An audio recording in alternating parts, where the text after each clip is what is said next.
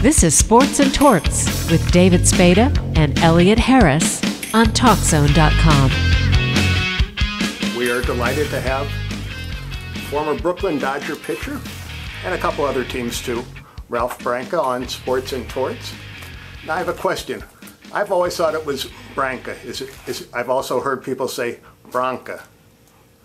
Well, the Italian is Branca. Okay. But I'm USA. I'm an American. It's Branca. Okay. Because David, who is Italian, said, "Oh, it's Branca." Yeah, well, which makes sense. He's right. Because the A in Italian is Branca. Branca. But you're not only Italian, I see you're Jewish too. Well, my mother was Hungarian. Oh, Hungarian, okay. And was Jewish. She never told me, but she told my sisters and brothers so.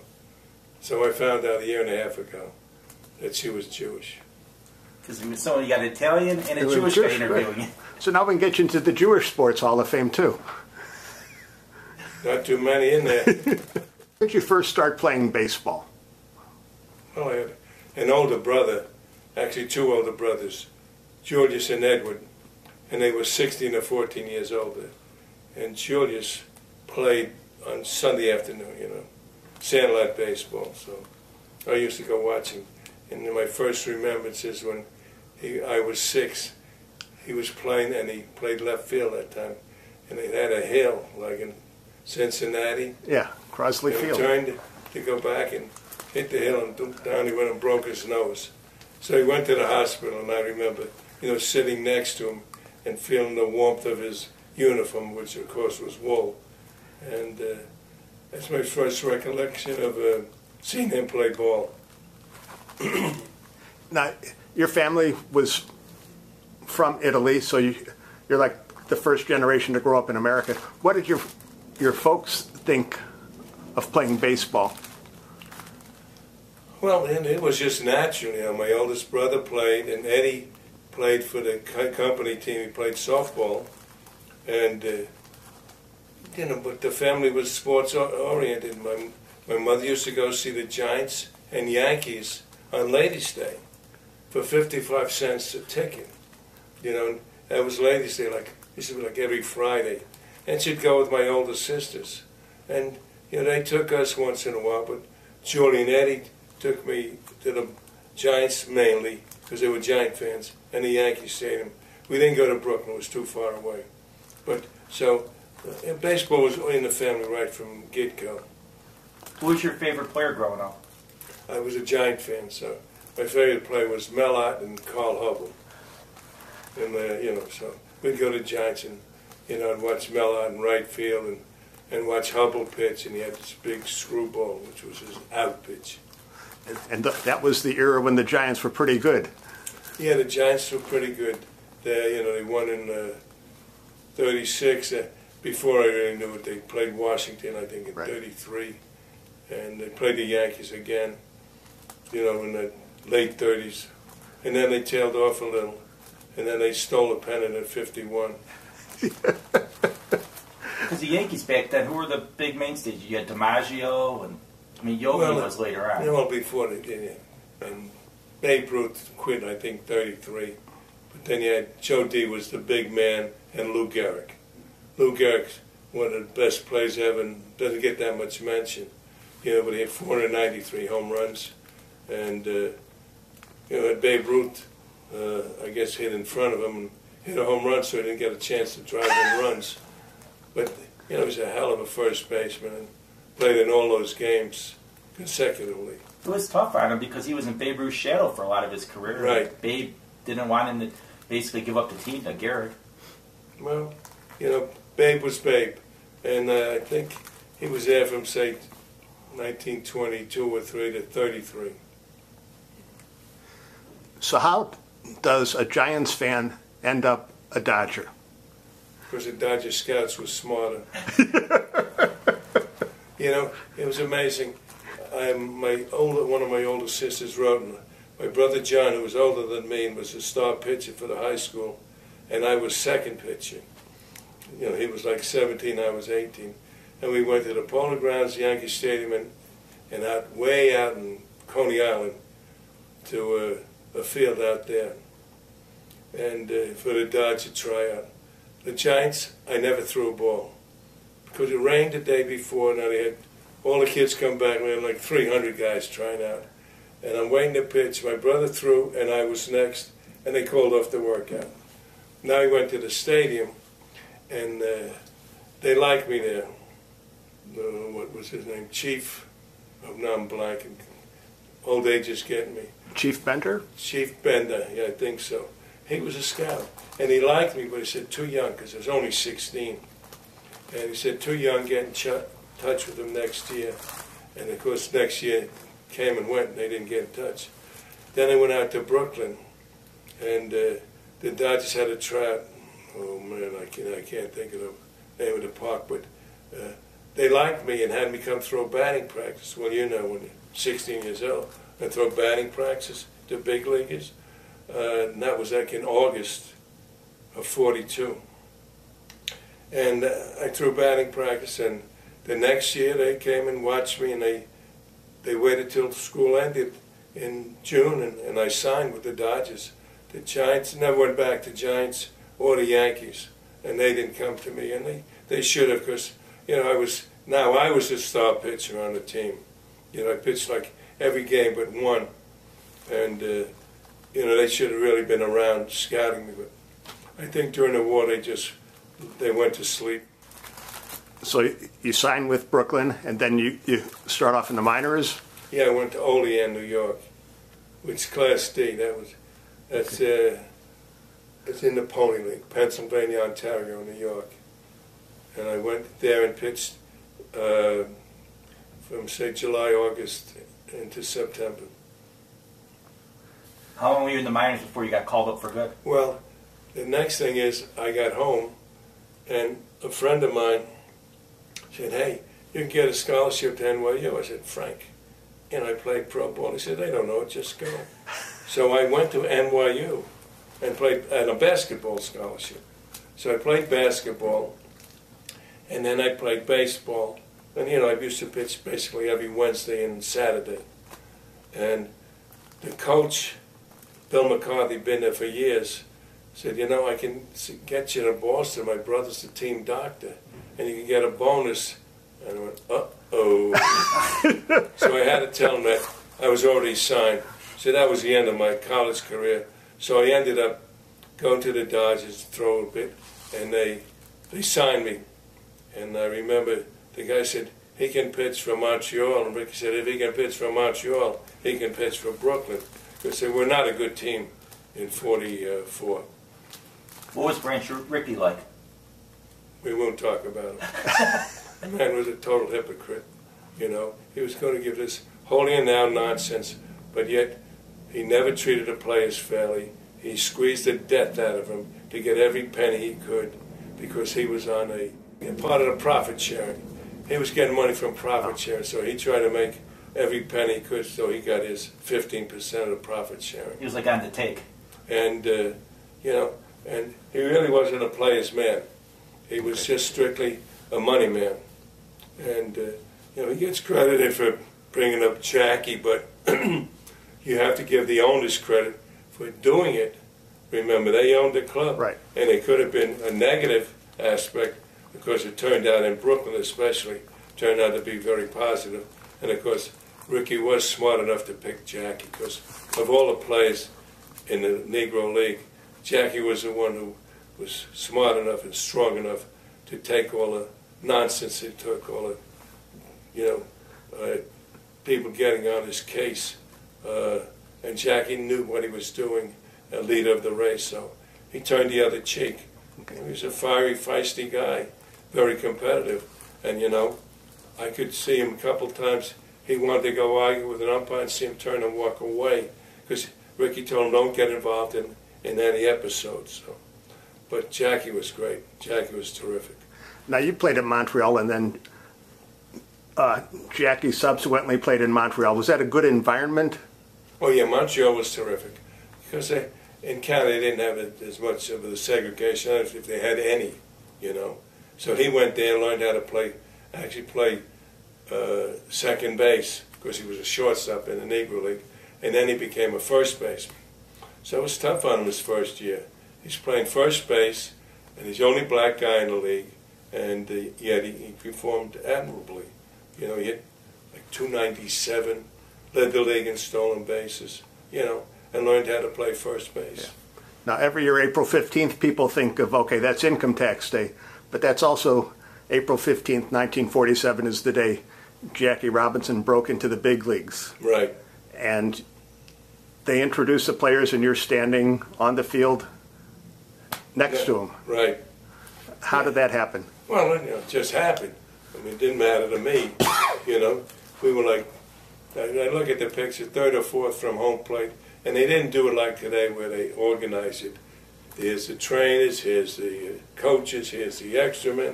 Everybody just went up and got on the line. And I stood next to Jackie. And when I went home, my brother John, who I mentioned before, a year and a half older, he said, "Are you crazy?" I said, "What?" He said, "You're nuts. You stood next to Jackie." I said, "So what?" He said, "Suppose a guy tried to shoot him.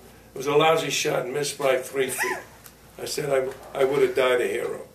You know? Definitely. And don't you know, the next year, we're up by first base. I'm standing next to him again. So, I don't know. But that's it. Did other players accept Jackie, or was it basically? Yeah. It took the Southern guys a while, but normally they didn't talk to him for a while. But like in August, they understood and they went over and, you know, talked to him like just as a teammate. Did he share a room, or he had his own room on the road? He had his own room, but there were two newspaper men, one from Baltimore and one from Pittsburgh. I can remember one guy was Sam Lacey, right, and the other guy, you'll have to look it up. But they went with Jack, and you know, because he had right. Somebody, a companion. And then when we went to St. Louis, the only place where he didn't stay in the same hotel. You know, we stayed at the Chase, and he stayed downtown in the black neighborhood. Yeah. But he stayed in Chicago and Cincinnati, Pittsburgh, Philadelphia, and Boston. I would assume Dixie Walker had a difficult time. Yeah, but Dixie in August went over to him and, you know, said, you know, I want to say that you're helping us win, and you can play, and welcome to the big leagues. Dixie was, I want to say, Birmingham or right. Some, you know, he had a lot of Southern country boys right. playing in those days. Enos Slaughter wasn't a big fan of his, I know. Oh, Enos was from North Carolina. And there's the story of you having a perfect game. Right. And I believe this is, was it Slaughter who spiked Jackie at first base? Yeah. I had 21 out in a row. But in the 5th inning, Slaughter came up. He was batting 4th. So he led off the inning, and he hit a grounder to second, and Jackie stretched out, and he stepped on his calf. And of course, I covered because it grounded to second. Automatically, you run over. And I must have been 15 to 20 feet from him. And I kept going. I said to Jackie, I'll get that SOB next time it comes up. And he said, no, just keep pitching like you're pitching. Well, don't you know, he led off the 8th inning. I got 21 out in a row. And he hit a Sinai grounder between first and second for the only hit they got. He went to second, I think, on a ground ball. I walked the guy and then got the last few guys out. So you should have hit him. Well, yeah, you know. Hey, I'm sorry I listened to Jackie. You ever told Jackie I shouldn't have listened to you? I would have probably had my note. No. We never discussed it. Who knows, I might have, you know. Maybe after the game I could have said I should have listened to me and not you. A lot of times people say that killed Josh Gibson not being the first black player in the major leagues. Josh Gibson was older, and he was, what I hear, was a drinker, so they didn't think that he could handle that everyday pressure, talking to newspapermen, playing against the opposition. And they say Jackie wasn't the best player in the league. That, you know, Ricky picked him more for his integrity and his intelligence and his, I want to say, toughness, right.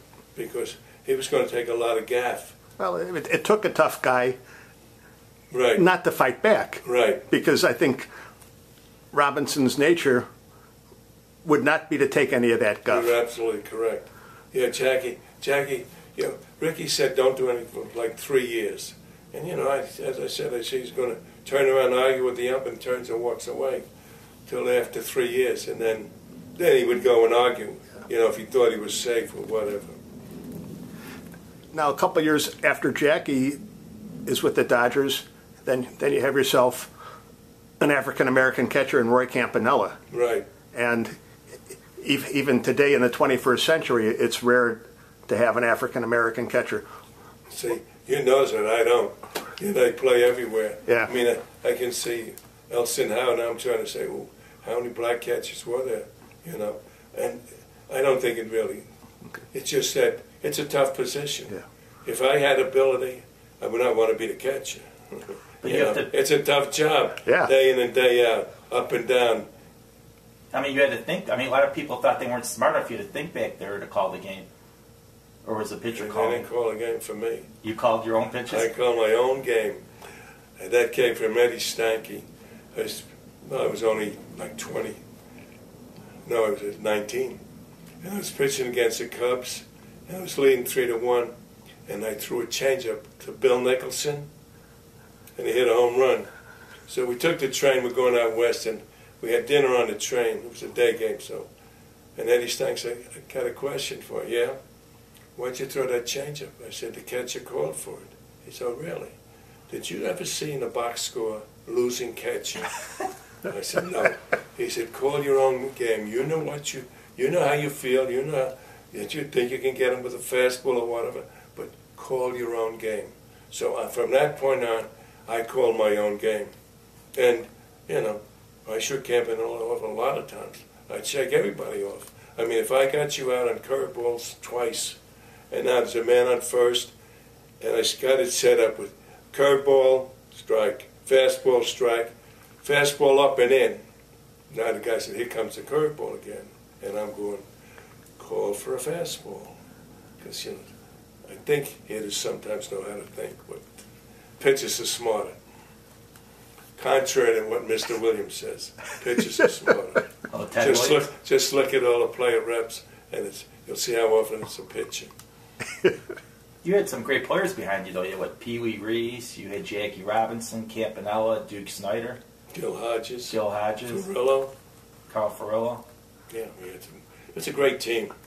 You know, it's a shame the Giants stole a pennant, you know. I mean, in 51, that's terrible on baseball.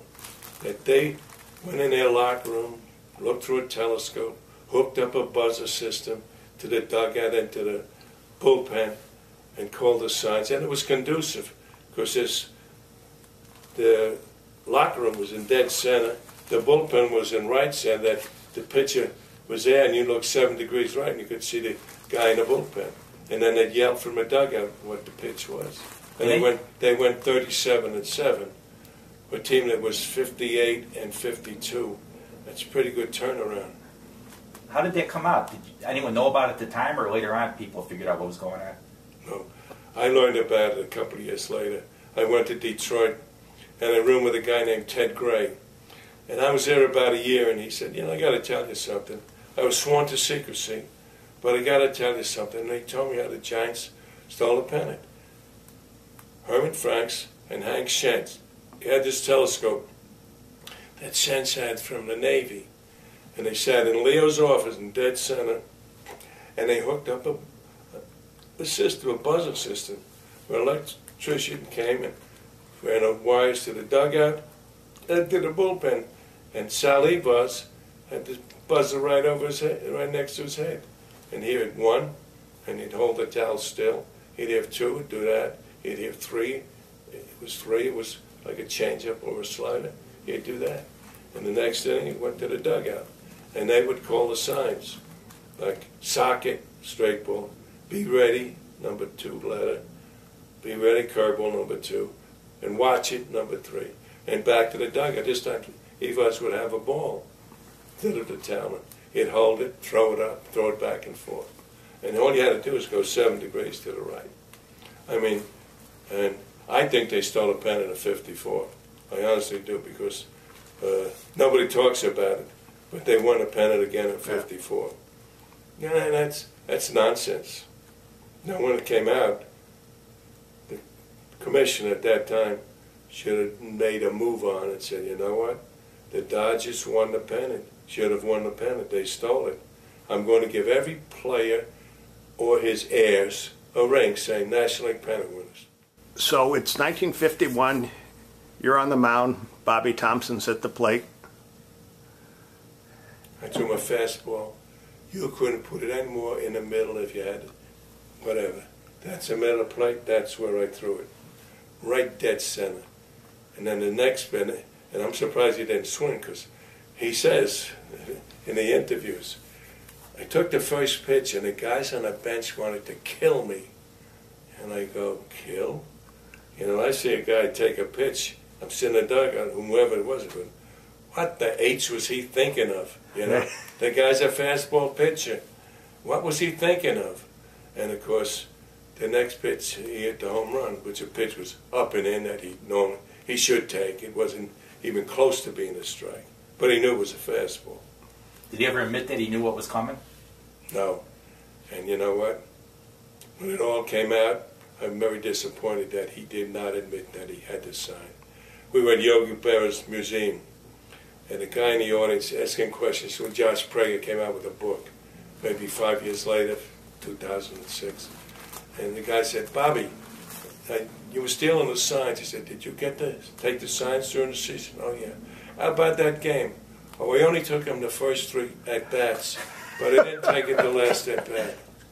And I looked at him and went, if you believe that, I have 2 bridges to sell you. Because you guys used to make appearances together on autograph shows. He's a nice guy. Yeah. I mean, but he was only a private. The lieutenants and the colonels and the generals made that decision, you know, to go in and steal the signs. And truthfully, they didn't think they could catch us. They just wanted to make it close. But we went 25 and 25, which is terrible for that ball club. A third of the season, played 500 ball. But, you know, Dressen made some awful moves. You know, in fact, the worst move of all was we win the toss. Where do you want to play the games? You want to play the first one in the in Ebbets Field, and the first one in the Polo Grounds, and the next 2 in Ebbets Field. Home field advantage, which worked out for the Giants. We didn't get another at-bat after they scored in the ninth. But if we were home, and he did that in the top of the ninth, we would have had an at-bat. So, Dressen, and he pitched Irv Palika in a game. He said he had a sore arm, and Josh said, no, you don't have a sore arm, it's in your head. So, wise guy Branca sees Irv Palika with his arm in the whirlpool. I said, what are you doing? I'm soaking my arm. Why? Because it's sore. I said, don't you know? Charlie said it's in your head. Put your head in there. So, Irv Palika gave up 3 runs in the first inning. Guess what? We lost 3-2. That's the first game of a 3-game set, like August 10th. I think I pitched the next day and lost like 3-2, and Newcomb pitched the next day and he lost like 3-1. The bats went silent. Nobody talks about it. The team did not hit in the last 50 games. So you had a great staff with you and Don Newcomb. I mean, 1-2 was listen, powerful. Newcomb and Preacher Rowe was 22-3 that year, and Erskine probably was 16 or 17 and whatever. You and Newcomb and myself, that's a pretty good starting foursome. Well, and the reality is it was a foursome, not these 5-man rotations that they have today. You make 42 starts in a season and your arm doesn't fall off? Go read New York and you'll see why pitchers have sore arms. Yeah, because they don't throw enough. They pitch every 5 days, 6 innings. Yay, quality start. Imagine a guy coming out and I'm leading 3-1. He's taking me out because I threw 78 pitches or 98 pitches or 92 pitches. Right. Get out of here. You know, how you pitched last week? How many innings? 7.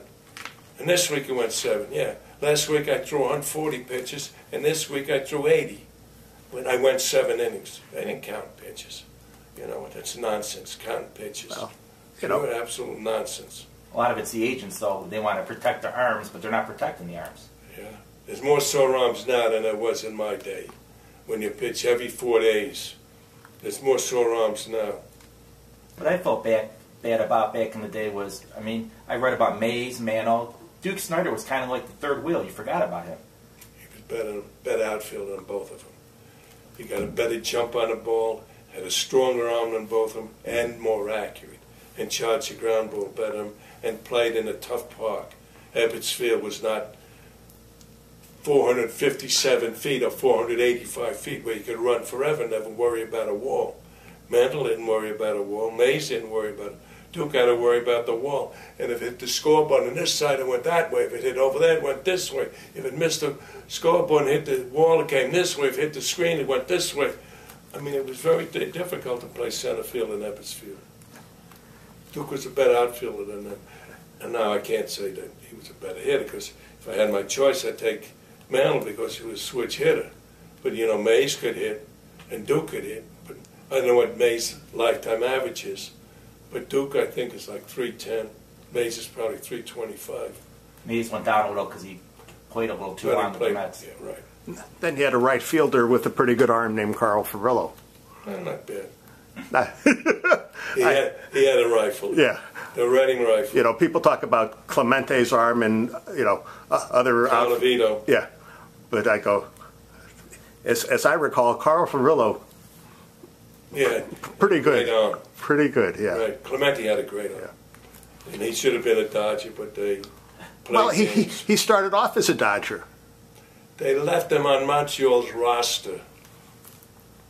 And they kept a couple of non-entities in the outfield. And Pittsburgh drafted him for $25,000. Like, they only played him twice a week. Like they were hiding him. There's no way you could hide the guy. They should have put him on a roster, 40-man roster. Who made that Now that decision? would have been an outfield of arms. Oh, gee. Clemente, Furillo, and Snyder. You got to pitch under Walter Alston. What was he like? I didn't pitch under Alston. Was he not there? I pitched 2 innings, and the SOB forgot me. And I didn't pitch the last 3 weeks of 1956. I never pitched another inning. I pitched 2 innings, and I hadn't pitched in over a year. And I was more nervous then than when I was 18 years old. And I gave up 1 hit, and I never pitched again. What was his reasoning, or he never told you? He was a manager. He wasn't smart enough to have a reason. He was there because he was Walt Olson and he worked cheap, but he was a lousy manager. And he won because he had Drysdale and Koufax, and he had a team. And that's when Koufax was just starting to come into his own. Yeah, well, he held him back. Koufax would pitch and pitch a good game, and he wouldn't pitch for 2 weeks. And they were going nowhere. He should have pitched him every 4 days, because for next year. So that's why he had control problems. He wasn't pitching enough. Yeah. Well, speaking of Dodger left-handers, how can we forget Tommy Lasorda? Yeah, he won 4 games in the big leagues. How can you forget him? He won't let you. Tommy was a curveballer, you know, and that only goes so far. You know, the best pitch for a pitcher is a good live fastball. That's where it starts. That's where it sets up. And if you have that, you can throw the curveball and get away with it. If you don't have a fastball, they spit at it.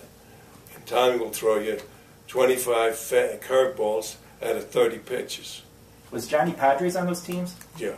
Johnny Padres came in early 50s. He's a good pitcher. Yeah. Good changeup, sneaky fastball, curve. What hitter gave you the most trouble? Left-handers and right-handers. Other than that? Well, you know, it was funny. It was from year to year. Like 1 year, let's say, kind of gave me trouble, you know. And then I watched, and Palika threw 2 curves and he 2 home runs. You know what? He didn't get many curveballs after that. If he did, it was way away. I'd say, who else gave me some? Oh yeah, the guy, third baseman for Philadelphia. Eddie Matthews? No, he was Philly. Not Puddinhead Jones. Yeah, Yeah? Puddinhead Jones. And then on St. Louis, they had another guy named Jones, Nippy Jones, whatever. Yeah. But, you know, for 1 year, and then I'd switch how I pitched him. Like Monty Irvin in 51 hit me pretty good. But, you know, he knew what was coming, you know. Before that, no. What about Musial? Thompson never hit a home run off me in all the years till they stole the signs. And then I remember pitching, and I threw a curveball really perfect, knee-high outside. And he stepped in and hit, and I said he outcast me. And I regret to the day that I didn't walk to the dugout and say to Newcomb, Preacher, Erskine, or Clyde King and say, you know, I just threw him a perfect curveball down and away, and he stepped in like he knew what was coming. And they would, all they had to do was say, maybe they got the signs. Yeah. And the next inning, you know, I go, put down a 2, and I'm going to throw a fastball. And that's what I would have done. If I thought they had the signs, put down a 2, and I would have drilled one at some guy's chin. Yeah. You know? And that stops it real And quick. If I happened to hit him, I would have said to Leo, curveball didn't break, Leo. How was Musial face? He was tough, you know. I knew he was going to get his hits. You know, he was a tough man. He didn't strike out much. I think I don't know. I guess somebody can look it up, but I know he didn't hit 333 against me. You know, maybe 275 or something. But I got him out with changeups because of his stance. And but he probably was the toughest hitter that I faced. Now that you said bring it up, because I didn't face Williams much. I only faced Ted Williams about 2 games, about 4 times. Who would you say the best player you ever saw play was?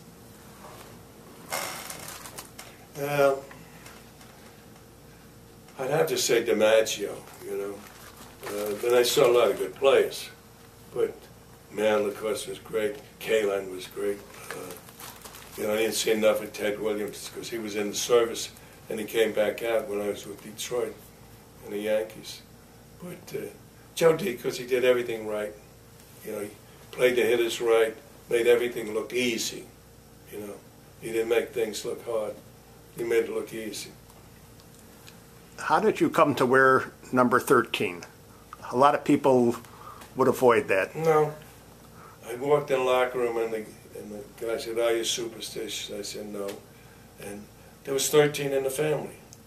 So he gave me number 13. That was Higby's number. Now Higby came back and I got number 20. And when Higby got traded, I went back to 13. Well, that's me. You know. Okay. Contrary guy. You know, because there's the classic photo of you after giving up the home run in the locker room with the head down. In a way, that moment has catapulted you beyond, you know, 99% of the people who've ever played baseball. You're a part of what's probably the most memorable moment in the sport that's more than a century. Are you able to step back and say, yeah, you know, that's cool on some level, even though you did give up the home run? Yeah, well, that doesn't bother me at all. 13's my number, and when I found out, like 2.5 years later in Detroit, that they stole the signs, and like people tried to get on my case and give me a zinger about the home run, I say, if you're the manager, who would you send in that spot?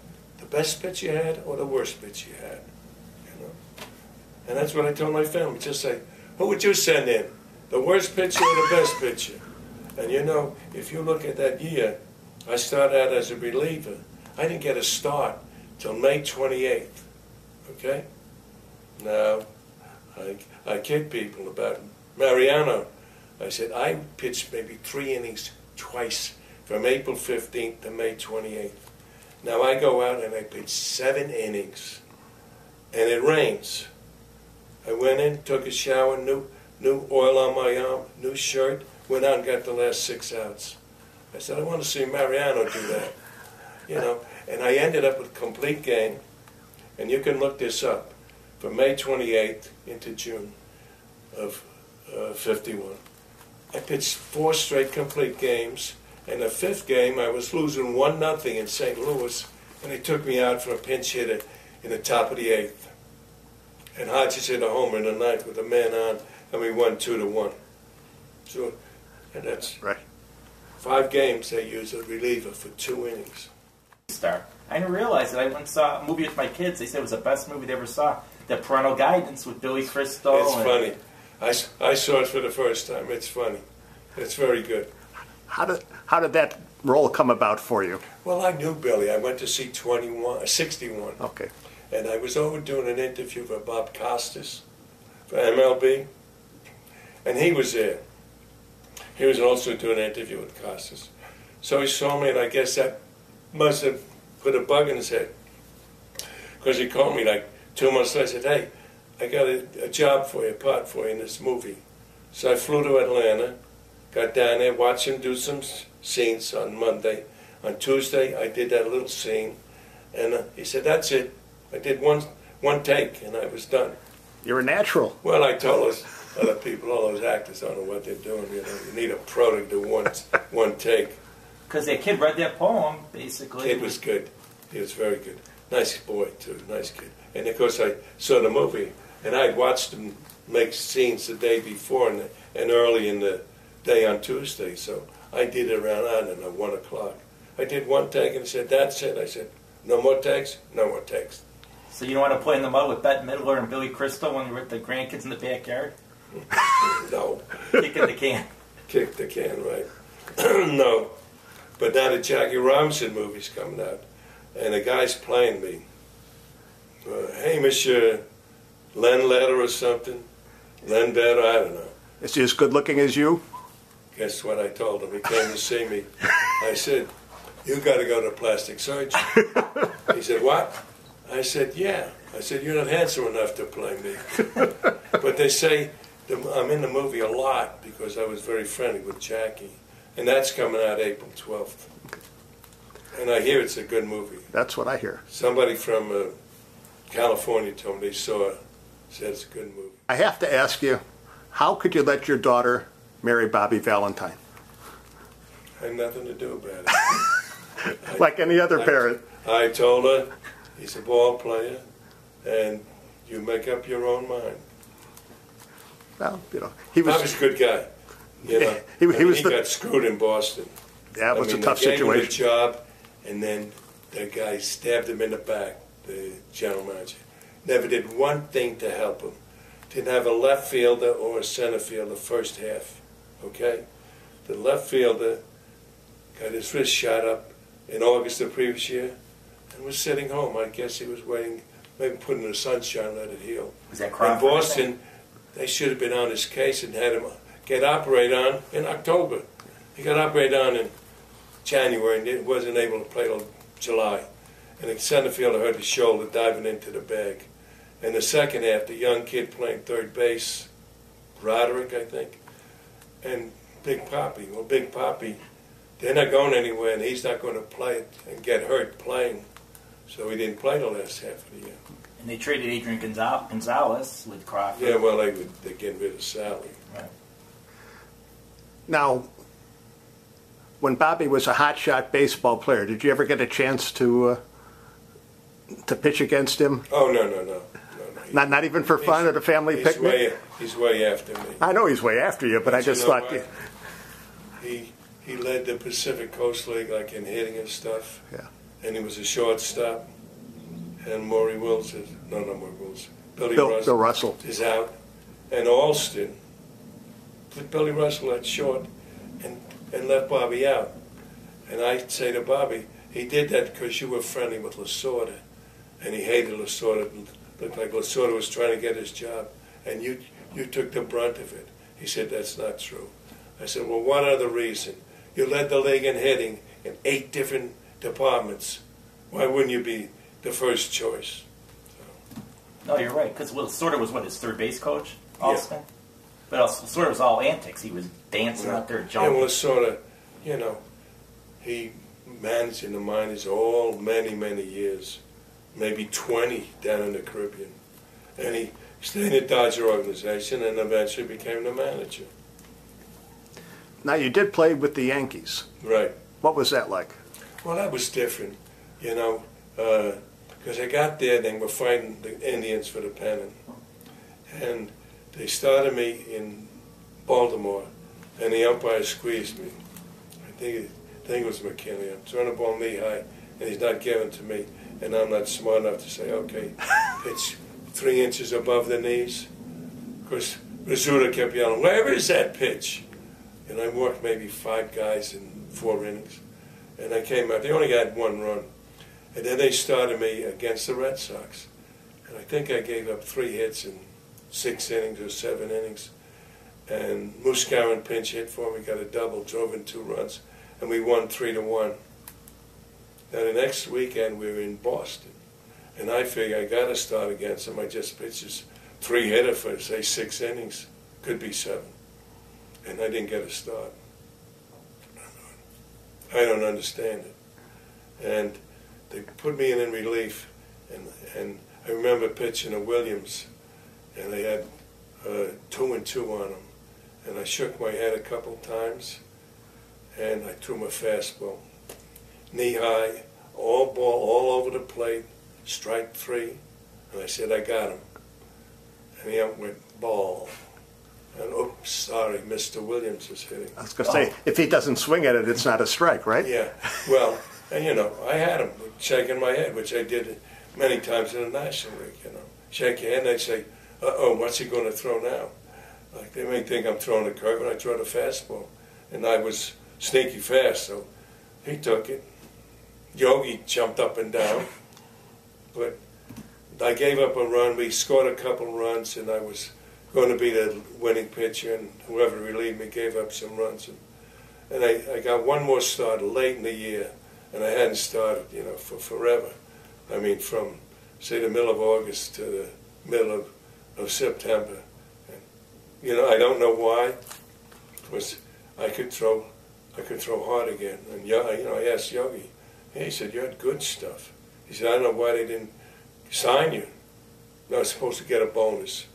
If I stayed with the Yankees, I would have got a bonus of $7,500. You probably made more than that from Billy Crystal for that movie. Yeah. I made like $475. Okay, that wraps up another Sports and Torts with David Spada and Elliott Harris. I would like to thank our guest, Jamie Barwick of the Legends Football League, Chicago Bliss. And when's that home opener again? Our first game is at the Sears Center in Hoffman Estates, April 19th at 9 o'clock. And tickets are still available. If you go on to mychicagobliss.com, you can order them. Alrighty. Thank you, Jamie. Thanks to Ralph Branca. Thanks to our executive producer, Dave Olson. And tune in again next week for Sports and Torts on TalkZone.com.